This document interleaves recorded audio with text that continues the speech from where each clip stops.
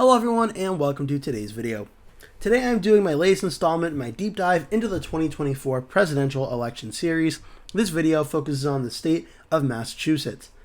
Massachusetts and its 11 electoral votes is thought of one of the most democratic states in the United States, and we do expect it to go that way on election night. But still, we're going to break down some election results, polling data, and key counties to watch for on election night. Massachusetts and its voting history. In 2020, Massachusetts voted for Joe Biden by 33.5% margin of victory. In 2016, Hillary Clinton won the state by 27.2% margin of victory. And in 2012, Barack Obama won the state by 23.1% margin of victory. Right now, the current polling average has Kamala Harris at 59.8%, Donald Trump at 31.3%. Looking at the national vote right now, in 2020, the election results for the popular vote was 4.4%, a win for Joe Biden. 2016, it was 2.1%, a win for Hillary Clinton. 2012, it was a 3.9% win for Barack Obama, an average of 3.5% across the three elections. Right now, the current head-to-head between Donald Trump and Kamala Harris has Kamala Harris leading by 0.2%. Very, very close. An electoral college win for Donald Trump would be very, very likely if the popular vote is only 0.2% for Harris. So this will be one to watch for as well, but definitely that 0.2 lead for Harris is not good enough likely to win the election, but it's worth noting that's what it is right now. Looking at Massachusetts and how it votes compared to the national vote, in 2020, Massachusetts voted 29.1% more Democratic than the popular vote. In 2016, Massachusetts voted 25.1% more Democratic than the popular vote. And in 2012, Massachusetts voted 19.2% more Democratic than the popular vote, an average from 2012 to 2020 of 24.5%, and from 2016 to 2020, 27.1%. Some presidential forecasts in the state of Massachusetts. No surprises here whatsoever. Real Clear Politics, Sabado Crystal Ball, 538, Decision Desk HQ, and The Hill, Cook Political Report all have the state as either solid Harris or safe Harris. It's just a terminology difference, but it all means the state will be over 15% margin of victory, and there's not really a competitive race going on in this state. Some key counties I'm watching for in Massachusetts. The first county I'm watching is Suffolk County. This is where the city of Boston is. This is the largest population county in the state. It was a 62.8% win for Biden in 2020. 2016, a 63.3% win for Clinton. In 2012, a 56.7% win for Obama. Next is Plymouth County. Plymouth in 2020 voted for Joe Biden by 17.2%. In 2016, it voted for Clinton by 7.5%. And in 2012, it voted for Obama by 4.2%.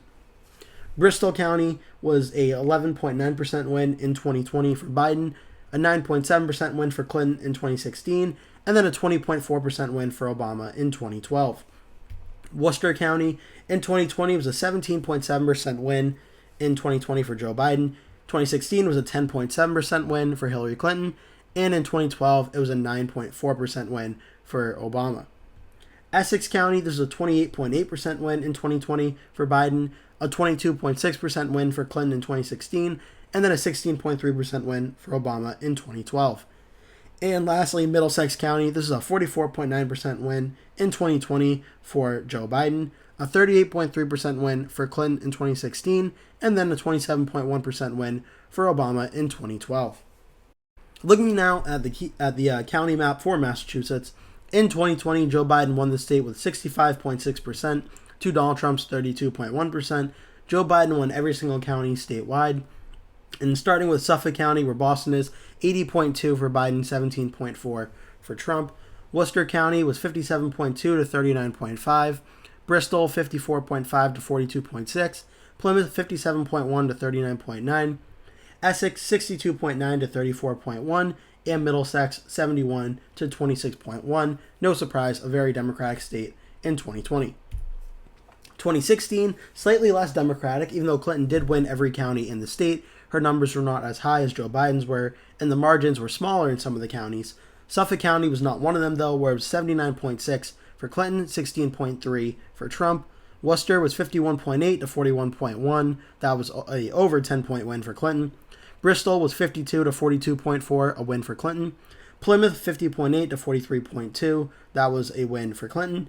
Essex, 58.5 to 35.9, a win for Clinton.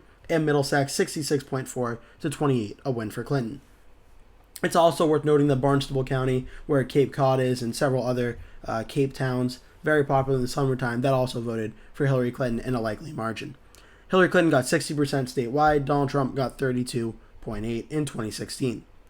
Now in 2012, where it was President Barack Obama up against Republican Mitt Romney. Mitt Romney was the governor of Massachusetts in the early 2000s, so he did have a little bit of an added boost in Massachusetts compared to, say, some other Republicans. Obama got 60.7% of the statewide vote. Romney got 37.5%. Suffolk County, Boston voted 77.5 to 20.8 for Obama. Worcester voted 53.7 to 44.3. Bristol voted 59.2 to 38.8 for Obama. Plymouth was 51.4 to 47.2, a very, very close race, under 5% margin of victory. Essex was 57.4 to 41.1 for Obama, and Middlesex was 62.6 to 35.5 for Romney. So as we can see, it's more likely than not every county in Massachusetts is going to go for Kamala Harris on election night over Donald Trump. The question will just be what the margins will be in the counties, but we can expect every county will probably go for Kamala Harris. Looking at how the Democratic Party voted in the last three elections in Massachusetts, in 2020, Joe Biden got 65.6% of the statewide vote. 2016, Hillary Clinton got 60% of the statewide vote. And in 2012, Barack Obama got 60.7% of the statewide vote, an average across the last three elections of 62.1%. Conducting a range of the highest number minus the lowest number, that got a difference of 5.6 when I took 65.6 minus 60, added it to the high end and the low end, and got an estimated range for 2024 of 54.4% to 71.2%. That is where Kamala Harris will likely lie, somewhere between these two numbers on election night for Massachusetts. On the Republican side, in 2020, Donald Trump got 32.1%, 2016, Trump got 32.8%, and in 2012, Mitt Romney got 37.5%, an average of 34.1 across the last three elections, definitely boosted, though, by Romney being on the ballot in 2012.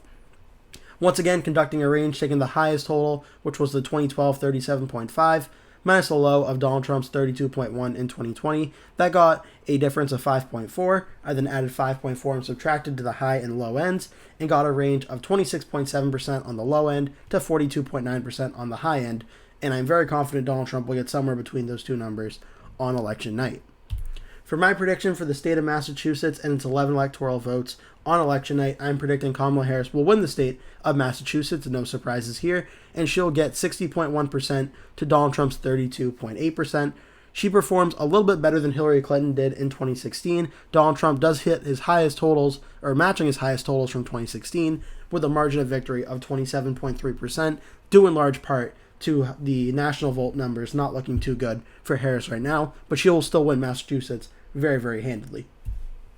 Now looking at the 2024 electoral map, with Massachusetts added to Harris's column, Harris has 216 electoral votes, Donald Trump has 311. We have just 3 states remaining, all the northern states in New England. Next up will be the state of Vermont, so please stay tuned for that. That should be a very good video as well. And in the meantime, please enjoy this sneak peek at my full 2024 election night prediction, where I go over the poll closings in Vermont and the state call in Vermont.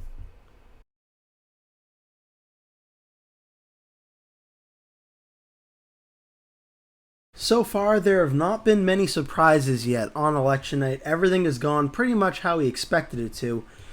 The 8 p.m. poll closings on the East Coast will be the first potential real test on if there will be any surprises and things will be shaken up. At 8 p.m., we have several states with their polls closing, including some very important key states which may have very important electoral significance. The states with poll closings right now are Alabama, Connecticut, Delaware, Washington, D.C., Florida, Illinois, Maine, Maryland, Massachusetts, Mississippi, Missouri, New Hampshire, New Jersey, Oklahoma, Pennsylvania, Rhode Island, and Tennessee. Let's take a look at the projections we can make at this time. And in the state of Massachusetts, 11 of its electoral votes have been called for Kamala Harris.